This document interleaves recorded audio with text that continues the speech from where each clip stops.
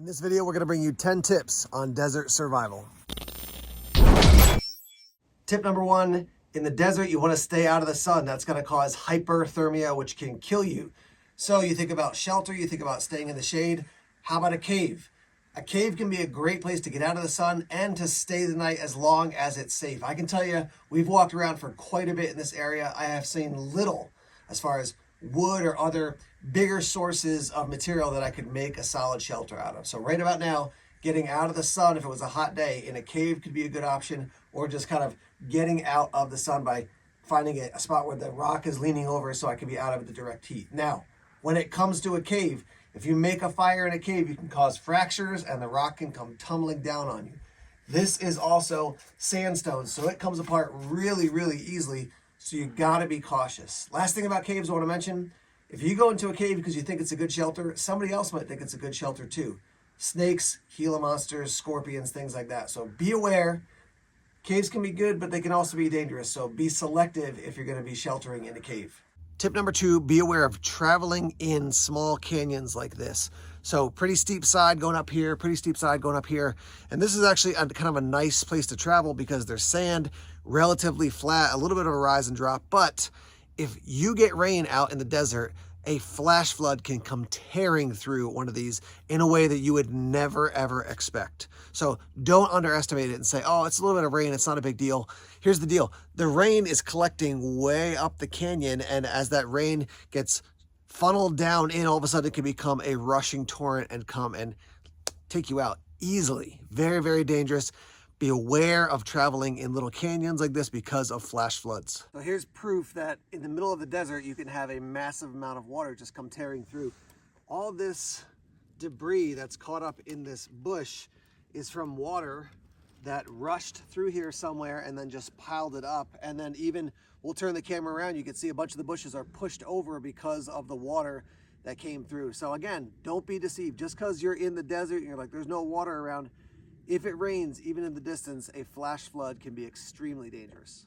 Tip number 3, be very aware of how significantly the weather can change in the desert. So as you can see behind me, there's some dark clouds rolling in.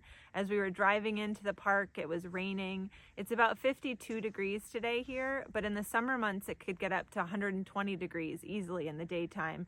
And at night, on the same night, it could be 60 degrees. So the weather here in the desert changes, and sometimes it can change on a dime, but you have to be prepared for the heat and for the cold.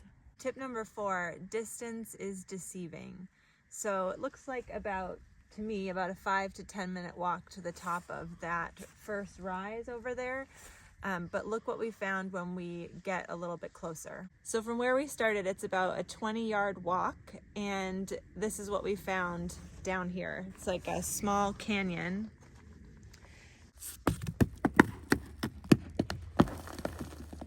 So if we were trying to get to the top there, it would probably be a 30 to 40 minute hike down this little canyon and then up to the very top where we wanted to go. So tip number 4, just remember, distances in the desert can be very deceiving. There's a little extra tip about canyons, which is that while they can be dangerous to travel in, like I said, they can also be easy to travel in because they're flat and generally a little bit more stable here. But if you get way deep into a canyon and then all of a sudden you have to go to your left or to your right and it's just a sheer cliff, very dangerous to climb that, or you have to hike all the way back out and then go around. So just be aware, if you get stuck down in or traveling in one of these little canyons, there is a lot of things to be aware of and a lot of things that can be quite dangerous. Tip number 5, be aware of the plant life. Obviously, when you think of a desert, you're probably going to think of a cactus, but there are lots of plants that don't look like a cactus that are equally as painful if you bump into them. This thing has terrible spikes, and if you get these stuck in your leg, your hand, your arm, it's going to take a while to get out, and it's going to put you in a world of hurt. So be aware of your surroundings, particularly plants that have tons of little spikes on them. More prickers.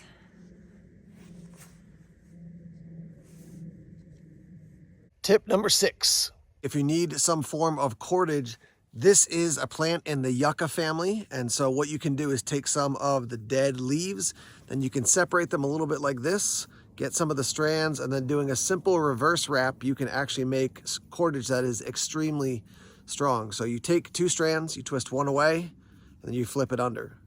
twist the next one away, flip it under. You do this a bunch of times, and before you know it, you're gonna have a pretty decent sized piece of cordage that can bear quite a bit of weight. That's what it looks like. And you can see here, like let me see if I can really break it. I don't think I can break it. Nope. That simple twist, a couple twists, has already given it a lot of strength. The yucca is a great option for cordage. Tip number 7, let's talk about the varied terrain that you might see in the desert. A lot of people, when they hear the word desert, they just picture sand, but at any given moment you could be on a rocky outcropping, or you could be in the base of a canyon bed, you could be on a path that's pretty level. So you just have to be prepared for whatever kind of terrain you might face when you're out in the desert. Tip number 8 is be like the animals that survive in the desert. So when you think of those animals like a raven or a coyote out in the desert, they're scavengers. They find a way to survive. So I was just walking around this part of this desert area and found some tin foil. I even found a protective screen for a cell phone case. Now, right off the bat, you're saying, like, what could you do with those two things? I'm not totally sure, but my point is you can scrounge for items and eventually find things that are helpful, like I just located this. Now I've got a way to actually maybe collect some water and even carry some water. So just be aware, be a good scavenger, and it's gonna help you survive in the desert. All right, tip number 9, let's talk about water. So as you can see, we got those gray clouds up there. It is actually raining right now, which, as you can imagine, in the desert is not something that happens all the time. Well, we've been out here about 2 hours. I have not seen a single stream, definitely not a lake. I haven't even seen a puddle of water, but because it is raining, there's a way to collect water. One thing you don't want to do is let your clothes get totally soaked. So I would definitely try to find some sort of rocky outcropping now to get out of the rain, because rain plus wind can get cold and hypothermia can even set in, especially right about now. 50 degrees, that's a very dangerous temperature. A good way to collect water is to have something that you don't have personally touching your body, but that can soak the water in, like a shamag scarf. So I always have one of these with me.